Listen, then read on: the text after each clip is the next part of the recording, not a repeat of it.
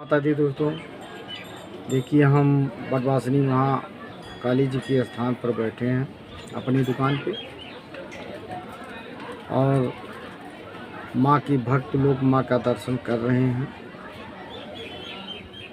दर्शन सुबह ही से ही चालू रहता है। ये माँ का दरबार कभी बंद नहीं होता है। एक माँ का खुला दरबार है।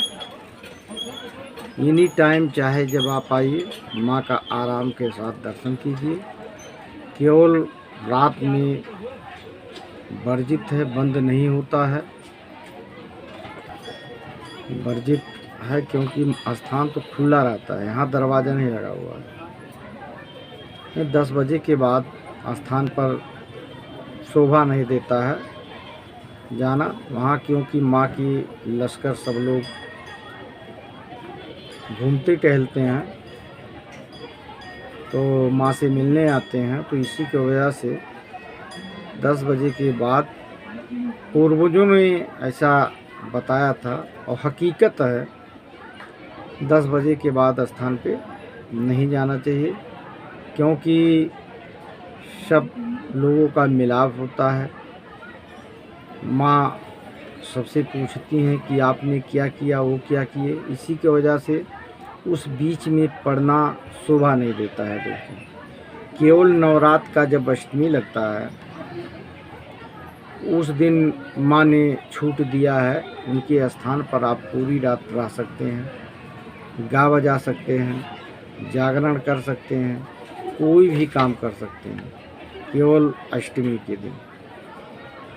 नवमी के बाद फिर बंद हो जाता है और बाकी तो एनी टाइम आप दर्शन कीजिए। 8 बजे तक 9 बजे तक दर्शन कीजिए।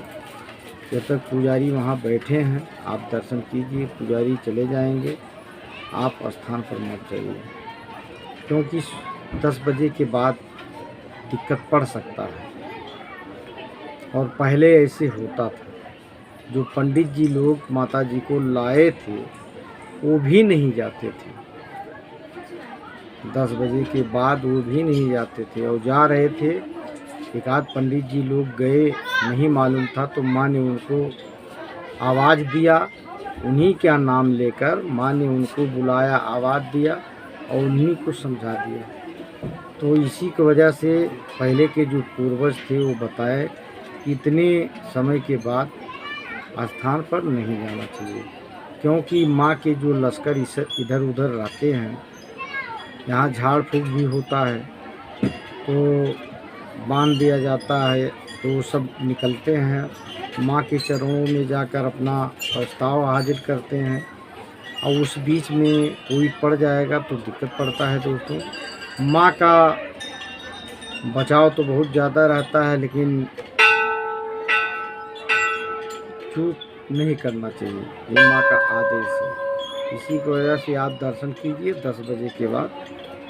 केवल नवमी के दिन, अष्टमी वाली रात को छूट है, नवमी के दिन हवन कराने के बाद बंद है। तो यही स्थान पर बैठे हैं दोस्तों। देखिए माँ का मंदिर वो है, आप भी दर्शन कर लीजिए माता जी का। देखिए माता जी का वो दरबार है और वही वट वृक्ष है माँ का। आप लोग भी माता जी का दर्शन कर लीजिए। देखिए माँ के भक्त लोग माँ का दर्शन कर रहे हैं, तो आप भी कर लीजिए दोस्तों। माँ बड़ी दयालु हैं। कोई भी माँ से अपना प्रस्ताव करता है, रोता है, तो माँ उनका हर मनोकामना पूरा भी करती हैं। ये बात नहीं है दोस्तों। तो माँ बड़ी दयालु हैं और ये है तत्कालीन नहीं पूरा करती हैं। अब आप सोचिए कि हमने गया और कह दिया तो हमारा पूरा हो जाएगा, तत्काल नहीं होगा। आप सही पर हैं और आप कहे हैं सच्चे मन से, तो आपका पूरा होगा। माता जी छानबीन करेंगी, आपका करने लायक है आपका करेंगे, नहीं करने लायक है तो उस पर ध्यान नहीं देंगे। ये माता जी का आदेश है और ऐसे चलता है अभी भी।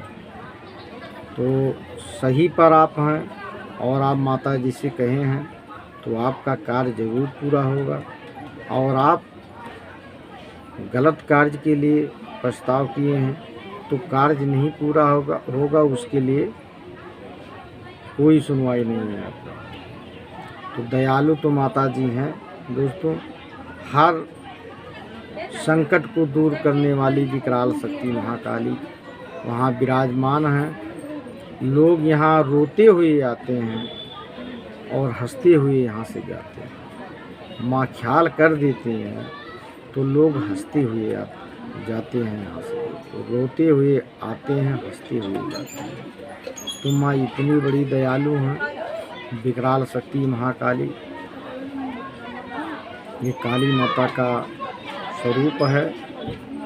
बट वृक्ष के नाम से माता जी प्रसिद्ध हो गई हैं, क्योंकि माता जी का वो बट वृक्ष है, इसी की वजह से माता जी बट वृक्ष के नाम से प्रसिद्ध हो गई हैं। लेकिन विकराल रूप माता जी का काली का ही है। आप लोग भी दर्शन कीजिए, तो समय निकालिए, दर्शन करने के लिए आइए। तो दोस्तों अगले वीडियो में फिर मिलेंगे, तब तक के लिए जय माता दी। और वीडियो को पूरा देखते रहिए और सपोर्ट भी करते रहिए।